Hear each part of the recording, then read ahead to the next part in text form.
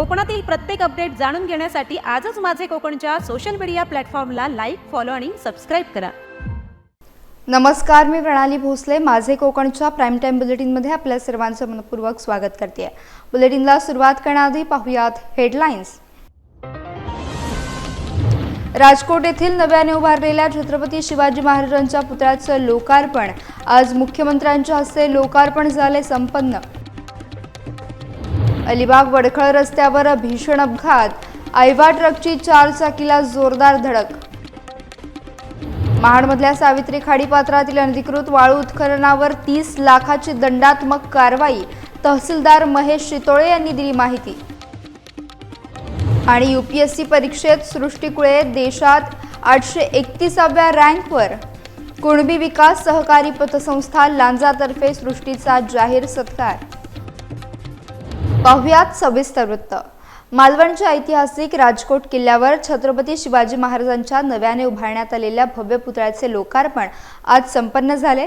राज्याचे मुख्यमंत्री देवेंद्र फडणवीस, उपमुख्यमंत्री एकनाथ शिंदे, केंद्रीय मंत्री नारायण राणे, राज्यमंत्री शिवेंद्रसिंहराजे भोसले आणि नितेश राणे यांच्या उपस्थितीत हा सोहळा पार पडला.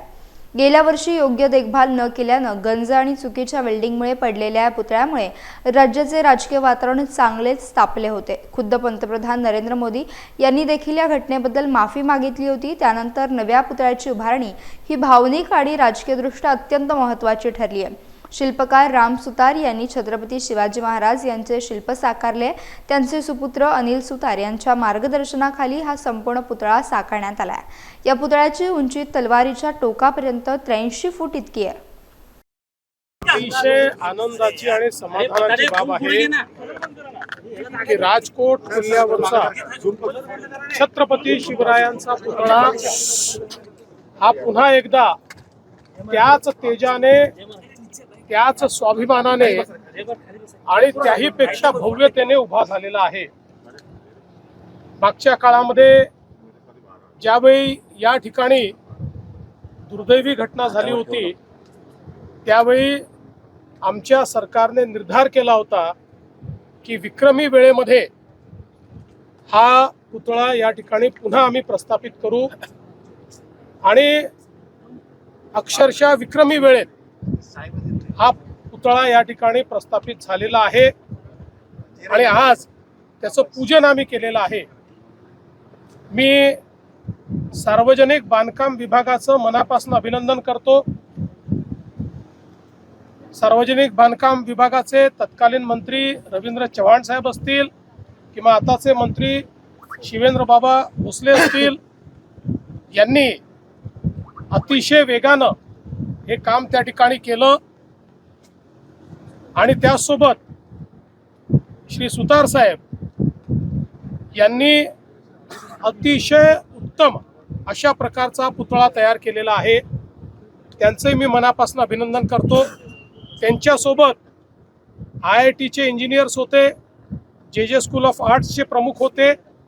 अतिशय चांगलं डिझाईन याचं तयार केलेलं आहे. आपल्याकडे कोकणामध्ये वेगवेगळ्या प्रकारचे जे काही तुफान या ठिकाणी येतात, तोक्ते वादळ असेल, फयान वादळ असेल किंवा इतर जे काही वादळं या ठिकाणी आली, त्या सगळ्यांच्या इंटेन्सिटीचा अभ्यास करून त्याहीपेक्षा जास्त इंटेन्सिटीने वारा आला किंवा त्यापेक्षा जास्त तुफान आला तरी हा पुतळा त्या ठिकाणी राहू शकेल अशा प्रकारची याची रचना करण्यात आलेली आहे. एक आनंदाचा आणि अभिमान आणि स्वाभिमानाचा आहे. खरं म्हणजे इथे छत्रपती शिवाजी महाराजांचा अश्वारूढ पुतळा, आपला उभा पुतळा जो आहे, एक स्वाभिमान आणि दैदिप्यमान असं शौर्याचं प्रतीक या ठिकाणी शिवाजी महाराजांचा उभं राहिलेलं आहे. खरं म्हणजे दुर्घटना झाल्यानंतर त्या दिवशी आपण त्याच दिवशी निर्णय घेतला आणि जसा होता तसाच उभा, हातात शमशेर असलेला पुतळा उभा करायचा. आणि आम्ही तात्काळ आमचे सुतार आहे तिकडे, राम सुतार यांना तात्काळ फोन केला आणि त्यांनी देखील तात्काळ सांगितलं, अगदी रेकॉर्ड टाईममध्ये हा पुतळा आम्ही उभा करू आणि खऱ्या अर्थाने आज पाहतोय की भव्य दिव्य असा छत्रपती शिवाजी महाराजांचा पुतळा उभा झालेला आहे आणि खऱ्या अर्थाने इथं छत्रपती शिवप्रभूंच्या पदस्पर्शाने पावन झालेली भूमी आहे आणि इथे शिवाजी महाराजांच्या पावलांनी या ठिकाणी ही इकडचे सगळा निसर्ग इकडचं सगळंच पावन झालेलं आहे आणि अशा ठिकाणी हा पुतळा उभा राहिलेला आहे. रायगड जिल्ह्यातल्या अलिबाग वडखळ रस्त्यावर भीषण अपघात झाल्याचं वृत्त समोर येत आहे. आयवा ट्रकने 4 चाकीला जोरदार धडक दिल्यानं अपघात घडलाय. अपघातानंतर अलिबागवरून मुंबईला येणारी वाहतूक जवळपास 2 तास विस्कळीत झाली होती. रस्त्यावर वाहनांच्या लांब रांगा लागल्या होत्या. याच दरम्यान माजी आमदार पंडित पाटील पक्षाच्या कार्यक्रमानिमित्त अलिबागवरून मुंबईला प्रवास करत होते. वाहतूक कोंडी झाल्यामुळे त्यांना देखील 2 तास वाहतूक कोंडीचा सामना करावा लागला. वाहतूक कोंडीचे वृत्त समजताच घटनास्थळी वाहतूक पोलीस दाखल झाले. अपघातामुळे वडखळकडे जाणारी वाहतूक ही काही काळ पर्यायी मार्गाने वळवण्यात आली होती. JSW कंपनीचे टेम्पो हे अनधिकृतपणे रस्त्यावर पार्किंगसाठी उभे केलेले असतात, त्यामुळे अपघात होण्याची दाट शक्यता असल्याचं म्हटलं जात आहे. JSW प्रशासनाकडे तसेच जिल्हा प्रशासनाकडे पंडित पाटील यांनी वारंवार मागणी करून देखील त्याकडे दुर्लक्ष केलं जात आहे. JSW कंपनीच्या गाड्यांनी संपूर्ण परिसर व्यापला असून याचा नाहक त्रास प्रवाशांना तसेच स्थानिकांना सहन करावा लागत आहे. राज्य शासनाने हा रस्ता चौपदरीकरण करण्याची मागणी पंडित पाटील यांनी केली आहे. JSW प्रशासनाकडे आणि जिल्हा प्रशासनाकडे मी वारंवार मागणी केली की JSW कंपनीने रस्त्यावरती पार्किंग करतात आणि खऱ्या अर्थाने अलिबागला जाणारे पर्यटक आणि हॉस्पिटलला जाणारे लोक यांची फार मोठी अडचण होते.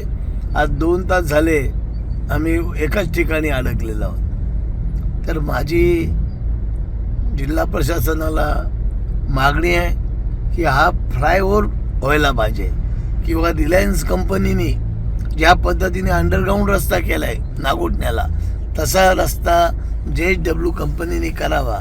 कारण त्यांचा माल जो आहे तो धरमतरला उतरतो आणि मग त्या वाहतूक कोंडी होते. संपूर्ण परिसर या JSW कंपनीच्यामुळे गाडीच्यामुळे व्यापलेला आहे आणि त्याचा फटका नागरिकांना होतो, पर्यटकांना होतो. तर राज्य सरकारने तात्काळ हा जो रस्ता आहे तो 4 पदरी आणि JSW कंपनी करोडो रुपये कमवते, पण त्यांना हा जर वडखळपासून जर ब्रिज फ्लायओव्हर केला जसा नॅशनल हायवेनी केला त्या धर्तीवर जर केला तर निश्चित ही वाहतुकीची कोंडी सुटेल आणि जनतेला दिलासा मिळेल.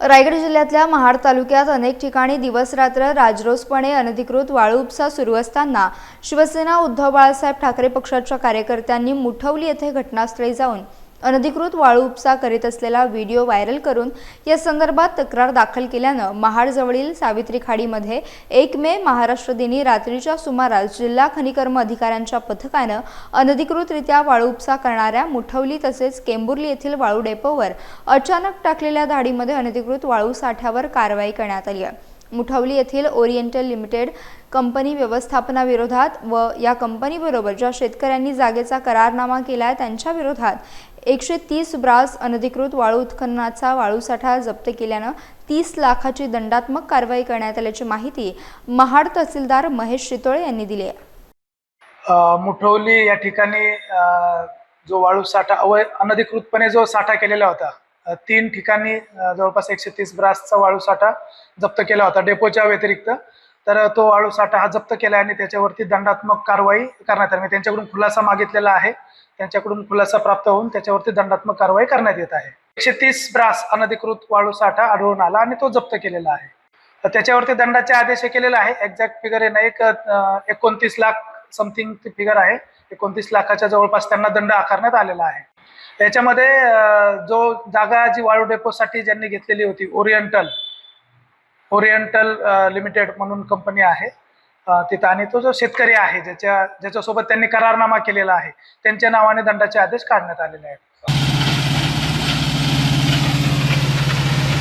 रत्नागिरी जिल्ह्यातल्या दापोली दाभोळ रस्त्यावर सार्वजनिक शौचालयासमोर गांजा विक्री करणाऱ्या एका महिलेला दापोली पोलिसांनी अटक केलंय। तिच्याकडून 800 रुपये किमतीचा 60 ग्रॅम गांजा जप्त करण्यात आलाय।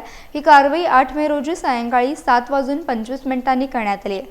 याबाबत पोलीस हवालदार स्वप्नील शिवलकर यांनी दापोली पोलीस ठाण्यात फिर्याद दाखल केली आहे। त्यानुसार दापोली दाभोळ रोडवर सार्वजनिक शौचालयाच्या पूर्वेकडील बाजूला एक कांदा बटाटा विक्रीच्या हातगाडीजवळ ही महिला संशयास्पद स्थितीत आढळून आली। पोलिसांनी तिची तपासणी केली असता तिच्याजवळ अंदाजे 800 रुपये किमतीचा 60 ग्रॅम गांजा विक्रीसाठी ठेवलेला आढळून आला आहे। आरोपी महिलेवर अंमली पदार्थ विरोधी कायदा 1985 चे कलम 8 क आणि 22 अ नुसार गुन्हा दाखल करण्यात आला आहे। विहिरीत पडलेल्या मगरीला बाहेर काढून जाळून टाकण्याचा धक्कादायक प्रकार समोर आलाय। ही घटना घडली आहे रत्नागिरी जिल्ह्यातल्या दापोलीमधील गावतळे येथे। अज्ञातांविरोधात वनविभागानं गुन्हा दाखल केलाय, तर त्यातच वनविभागाला फोन करणाऱ्या नागरिकानं फोन बंद करून पळ काढल्याची देखील माहिती आहे। त्यामुळे जिवंत मगरीला ठार मारून जाळणाऱ्यांचा शोध सुरू आहे। 2 दिवस होऊन गेलेत तरी देखील मगर जाळणारे मोकाट असल्यानं दापोली वनविभागाच्या कारवाईवर प्रश्नचिन्ह उभं केलं जात आहे। पनवेलच्या राजकारणात मोठी उलथापालथ घडत आहे। शेतकरी कामगार पक्षाचे ज्येष्ठ नेते आणि पनवेलचे माजी नगराध्यक्ष JM म्हात्रे तसेच पनवेल महानगरपालिकेचे विरोधी पक्षनेते प्रीतम म्हात्रे यांनी आज आपल्या हजारो समर्थकांसह भारतीय जनता पक्षात जाहीर प्रवेश केला। हा पक्षप्रवेश सोहळा उल्वे येथे पार पडला। या कार्यक्रमाला भाजपचे कार्यकारी अध्यक्ष रवींद्र चव्हाण तसेच भाजप मुंबई अध्यक्ष आणि कॅबिनेट मंत्री आशिष शेलार यांची प्रमुख उपस्थिती लाभली होती। या प्रवेशामुळे रायगड जिल्ह्यातील राजकीय समीकरण बदलण्याची शक्यता असून भाजपची पनवेल परिसरातील पकड अधिक मजबूत होणार असल्याचं राजकीय वर्तुळात बोललं जात आहे। JM म्हात्रे आणि प्रीतम म्हात्रे यांचा भाजपात प्रवेश हा पक्षासाठी मोठी ताकद ठरणार आहे। या भागातील विकासाला अधिक वेग मिळेल असं प्रतिपादन आमदार रवींद्र चव्हाण यांनी केलंय। या ऐतिहासिक क्षणाला हजारो कार्यकर्ते, स्थानिक नागरिक आणि भाजप पदाधिकाऱ्यांनी उपस्थित राहून या निर्णयाचे उत्स्फूर्त स्वागत केले।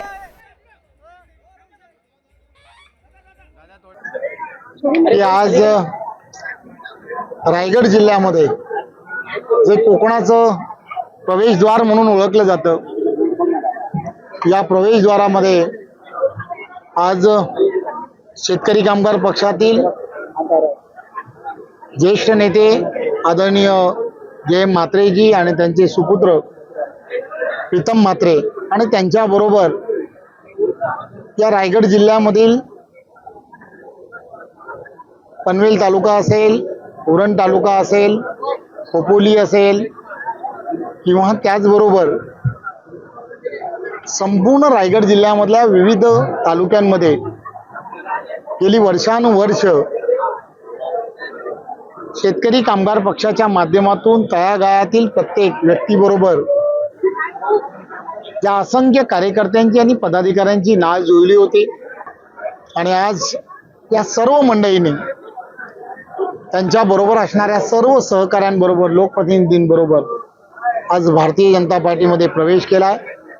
मी भारतीय जनता पार्टीचा महाराष्ट्राचा कार्याध्यक्ष म्हणून त्या सर्वांचं मी भारतीय जनता पार्टी पक्षामध्ये खरं तर आल्याबद्दल त्यांचं खूप खूप आभारी मानतो आणि मी त्यांना आश्वासित करतो की ज्या विश्वासाने ही सगळी मंडळी आणि त्यांच्याबरोबर असणारी सर्व मंडळी ही भारतीय जनता पार्टी पक्षामध्ये एक विचार परिवार म्हणून आलेली आहेत, त्यांच्या विश्वासाला कुठेही तडा जाऊ देणार नाही आणि आम्ही सर्वजण एकत्र मिळून इथल्या असणाऱ्या जनतेची प्रलंबित कामं ही केंद्रातलं असणारं आदरणीय पंतप्रधान नरेंद्र मोदीजींच्या नेतृत्वातलं सरकार आणि महाराष्ट्रामध्ये आदरणीय मुख्यमंत्री देवेंद्रजी यांच्या नेतृत्वातलं असणारं महायुतीचं सरकार एकत्रपणे इथल्या असणाऱ्या अनेक ज्या समस्या आहेत, अडचणी आहेत त्या एकत्रपणे सोडवू आणि येणाऱ्या ज्या निवडणुका आहेत त्या निवडणुका या भारतीय जनता पार्टीला एक चांगलं बळ यांच्या येण्याने आलंय असं मला वाटतं। ऑपरेशन सिंदूर यशस्वी राबवल्याबद्दल रत्नागिरी शहरामध्ये पंतप्रधान नरेंद्र मोदी यांचे बॅनर झळकलेत। या यशस्वी मोहिमेबद्दल भाजप पदाधिकाऱ्यांनी हे बॅनर लावलेत। पहलगाम हल्ल्यानंतर केलेल्या यशस्वी ऑपरेशनबद्दल देशाचे पंतप्रधान नरेंद्र मोदी यांचे आभार मानण्यात आलेत। भारताच्या ऑपरेशन सिंदूरनंतर पाकिस्तानकडून भारताच्या सीमावर्ती भागांवर सतत हल्ले होत असून मागील 24 तासात 26 ठिकाणी हल्ले करण्यात आले। जम्मू काश्मीर, अमृतसर, राजस्थान अशा सीमेवरील अनेक शहरांना निशाणा करत पाकिस्तान ड्रोन हल्ले करत आहे। हे हल्ले भारताकडून निष्क्रिय केले जात आहेत। तसंच नियंत्रण रेषेवर सतत गोळीबार केला जातोय। या गोळीबारात अनेक घरांचं मोठ्या प्रमाणात नुकसान झालं असून सीमेजवळील नागरिकांना सुरक्षित ठिकाणी हलवण्यात आलंय। या दरम्यान पाकिस्तानने त्यांच्या 3 एअरबेसवर हल्ला झाल्याचा दावा केला। यात फक्त लष्कराचेच नव्हे तर नागरिक, दवाखाने आणि शाळा देखील यांना लक्ष्य केलं जात आहे। यामध्ये जम्मू काश्मीरचे काही ठिकाणांच्या घरांचं नुकसान देखील झालंय। तसेच नागरिकांना देखील यामुळे त्रास सहन करावा लागतोय। सध्या सुरू असलेल्या भारत-पाकिस्तान युद्धात भारताचा विजय व्हावा यासाठी सनातन संस्थेच्या वतीनं आयोजित करण्यात आलेल्या सनातन राष्ट्र शंखनाद महोत्सवाच्या दुसऱ्या दिवशी म्हणजे 20 ते 22 मे 2025 या 3 दिवसांच्या कालावधीत 25 पुरोहितांद्वारे शतचंडी यज्ञ करण्यात येणार आहे। हा यज्ञ सर्व नागरिकांसाठी खुला असून यात देश-विदेशातील नागरिक सहभागी होणार आहेत अशी माहिती सनातन संस्थेचे राष्ट्रीय प्रवक्ते चेतन राजहंस यांनी दिली आहे। या परिस्थितीत भारताचाच विजय झाला पाहिजे आणि म्हणून शतचंडी यज्ञाचं आयोजन सनातन संस्थेने गोव्यामध्ये केलं आहे। 20 मे ते 22 मे या कालावधीमध्ये हा शतचंडी यज्ञ होणार आहे। आपल्या सगळ्यांना माहिती आहे की भारत माता ही दुर्गा स्वरूप आहे आणि दुर्गेची उपासना एक आध्यात्मिक अनुष्ठान म्हणून शतचंडीच्या रूपात येथे केली जाणार आहे। आपल्या सगळ्यांना आध्यात्मिक स्तरावर या कार्यामध्ये सहभागी व्हायची इच्छा असेल तर आपण या कार्यक्रमात सहभागी होऊ शकता, कारण हा कार्यक्रम, हा यज्ञ सर्वांसाठी खुला असणार आहे। आणि मी सर्वांना सांगू इच्छितो की भारताच्या विजयासाठी आपण सर्वजण आहोत त्या ठिकाणी प्रार्थना करूया। ज्यांना शक्य आहे त्यांनी शतचंडी यज्ञात सहभागी होण्यासाठी या कार्यक्रमस्थळी येऊया। मी सर्वांना आवाहन करतो की भारताचा विजय झाला पाहिजे, आपल्या सगळ्यांच्या प्रार्थना त्या देवतेपर्यंत पोहोचल्या पाहिजेत, एवढंच आपण करूया। रत्नागिरी जिल्ह्यातल्या लांजा येथील मुंबई-गोवा महामार्गावरील काजळी नदीवरील अंजणारी येथील ब्रिटिशकालीन पूल हा वाहतुकीसाठी धोकादायक ठरल्यानं नवीन पूल बांधण्यात आलाय। या नवीन पुलावरून वाहतूक सुरू झाली असून अपघातप्रवण क्षेत्र म्हणून अंजणारी पुलाची ओळख आहे। अनेक अपघात या ठिकाणी होत असतात। पावसाळ्यात अनेक वेळा नदीच्या पाण्याची पातळी वाढली की वाहतूक बंद केली जायची। यामुळे मुंबई-गोवा महामार्ग ठप्प होत होता, तर जुन्या धोकादायक ब्रिटिशकालीन पुलावरून प्रवास करताना जीव मुठीत घेऊन प्रवास करावा लागत होता। राजापूर लांजा मतदारसंघाचे आमदार किरण सामंत यांच्या पाठपुराव्याने हा नवीन पूल या पुलाचं काम पूर्ण करण्यात आलंय। प्रवासी वर्गात याबद्दल समाधान व्यक्त केले जाते। पावसापूर्वी महामार्ग सुरक्षित करा अशा सूचना आमदार किरण सामंत यांनी राष्ट्रीय महामार्ग अधिकाऱ्यांना दिल्यात। रत्नागिरी जिल्ह्यातल्या गुहागर शहराप्रमाणे आता ग्रामीण भागातील कचरा व्यवस्थापनावर भर दिला जाणार आहे। गुहागर तालुक्यातील कचरा संकलन अधिक प्रभावीपणे करण्यासाठी नागरी सुविधा घटक योजनेअंतर्गत 8 नवीन घंटागाड्या मंजूर करण्यात आल्या। या घंटागाड्यांच्या माध्यमातून तालुक्यातील मोठ्या ग्रामपंचायतींमधील ओला आणि सुका कचरा गोळा करून त्यावर प्रक्रिया करणे शक्य होणार आहे। पंचायत समितीकडून मिळालेल्या माहितीनुसार पहिल्या टप्प्यात वेलदूर, अंजनवेल, पाटपन्हाळे, पालशेत, अडूर, वेळणेश्वर, पडवे आणि कोतळूक या 8 ग्रामपंचायतीचा समावेश आहे। या उपक्रमासाठी जिल्हा नियोजन विभागाकडून 90% अनुदान प्राप्त झाले। प्लास्टिक कचऱ्याची समस्या ग्रामीण भागातही मोठ्या प्रमाणात जाणवते, त्यामुळे या घंटागाड्यांमधून प्लास्टिक कचरा संकलित करून त्याची योग्य विल्हेवाट लावण्याचं मोठं आव्हान असणार आहे। या व्यतिरिक्त गावांची स्वच्छता राखण्यासाठी सर्व प्रकारचा कचरा एकत्रित करून त्यावर प्रक्रिया केली जाईल। नागरी सुविधा घटक योजनेअंतर्गत प्रायोगिक तत्वावर हा प्रकल्प मोठ्या ग्रामपंचायतींमध्ये राबवण्यात येणार आहे। यासाठी जनगणनेनुसार 3000 किंवा त्याहून अधिक लोकसंख्या असलेल्या ग्रामपंचायतींची निवड करण्यात आली आहे। या घंटागाड्यांमध्ये ओला आणि सुका कचरा स्वतंत्रपणे ठेवण्याची सोय असेल। येत्या काही दिवसात या गाड्यांचे वितरण संबंधित ग्रामपंचायतींना केले जाणार आहे। कचरा संकलनानंतर ग्रामपंचायतींना ओल्या कचऱ्यावर प्रक्रिया करण्यासाठी नाडेप पद्धतीने कंपोस्ट खत तयार करायचे आहे। त्यासाठी विशेष आकाराच्या टाकीत ओला कचरा जमा करून तो कुजवला जाईल, तर सुक्या कचऱ्याचे वर्गीकरण करून पुढील प्रक्रियेसाठी योग्य कंपन्यांकडे पाठवले जाईल। या नवीन उपक्रमामुळे गुहागर तालुक्यातील ग्रामीण भागातील स्वच्छता राखण्यास मोठी मदत होणार आहे। नुकताच MPSC परीक्षेचा निकाल जाहीर झाला आहे। या निकालात लांजा तालुक्यातील शिरवली येथील सृष्टी कुळे हिने देशात 831वा क्रमांक मिळवून यश संपादित केले। या निमित्तानं लांजा शहरातील कुलकर्णी काळे छात्रालय येथे कुणबी विकास सहकारी पतसंस्थेच्या वतीनं सृष्टीचा सत्कार समारंभ आयोजित करण्यात आला होता। या सत्कार समारंभात सृष्टीने आपले मनोगत व्यक्त केले। यावेळी मेहनतीला पर्याय नसतो असं सांगत आई वडिलांचे तिने आभार मानलेत। यावेळी सृष्टीचे आई वडील यांच्यासह लांजा तहसीलदार प्रियंका ढोले, कुणबी विकास सहकारी पतसंस्थेचे अध्यक्ष चंद्रकांत परवडी, उपाध्यक्ष विलास दरडे, निवडणूक नायब तहसीलदार विलास सरफरे, महसूल सहाय्यक विजय इंदवटकर तसेच संचालक नंदकुमार आंबेकर, भालचंद्र कांबळे, मुख्य कार्यकारी अधिकारी संदीप डाफळे, लांजा शाखेचे शाखाधिकारी संतोष घडशी, माजी जिल्हा परिषद सदस्य जगदीश राजापकर, राजापूर तालुका कुणबी पतसंस्था अध्यक्ष प्रकाश मांडवकर आदी उपस्थित होते।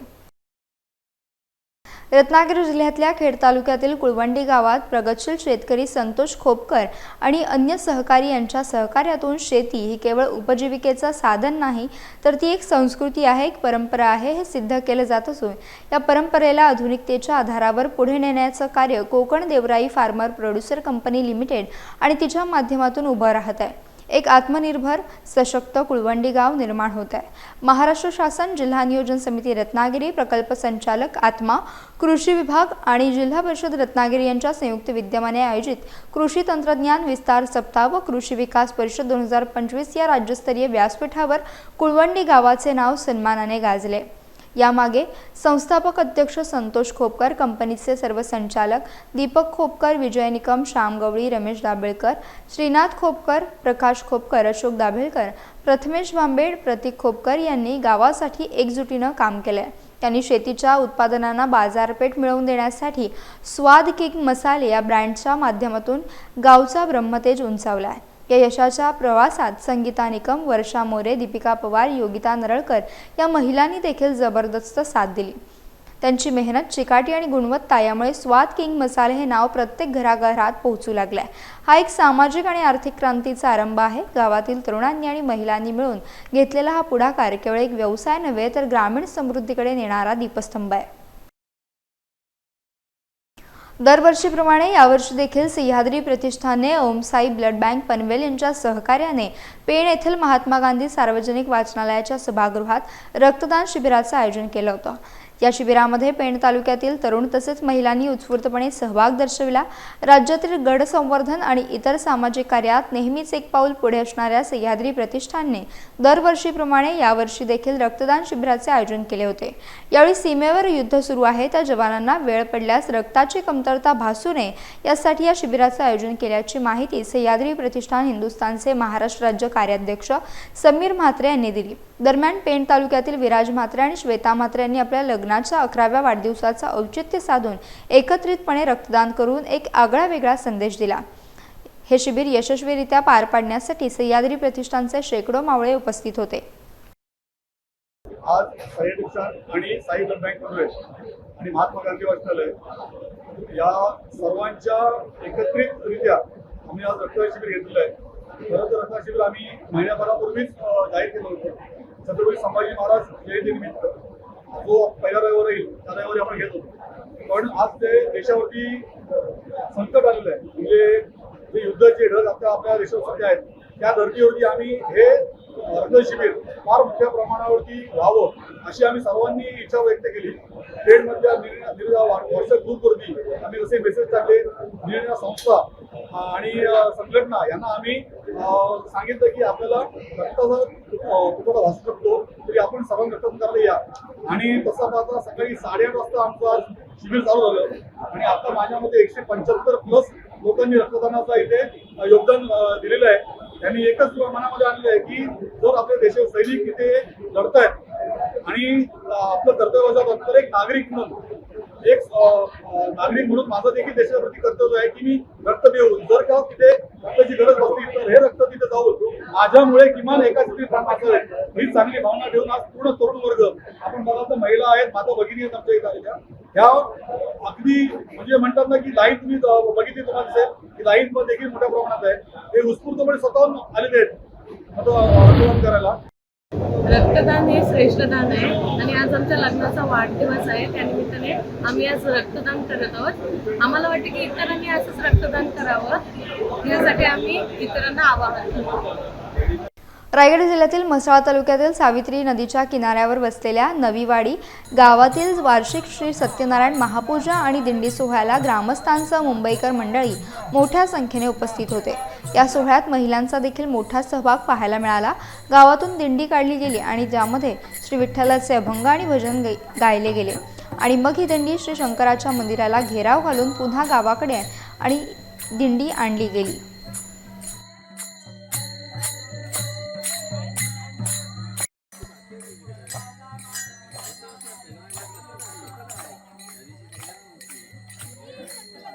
यासह बुलेटिनमध्ये वेळ झाली आहे. इथेच थांबण्याची. भेटूयात नवीन बुलेटिनसह. तोपर्यंत तुम्ही कुठेही जाऊ नका. पाहत रहा फक्त माझे कोकण.